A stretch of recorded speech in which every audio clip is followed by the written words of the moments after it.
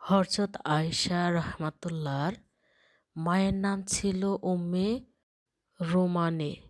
উম্মে রোমানের গর্ভে দুইজন সন্তান জন্মগ্রহণ করেছিলেন।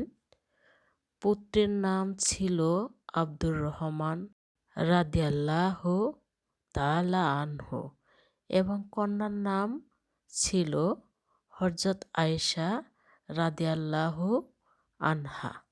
আমাদের অনেকেরই কিন্তু ডাকনাম থাকে, তেমনি হযরত আয়েশা রাহমাতুল্লাহর প্রাকৃত নাম হলো বা ডাক নাম হলো কুনিয়াত প্রভৃতি মিলে বেশ কয়েকটি নাম ছিল।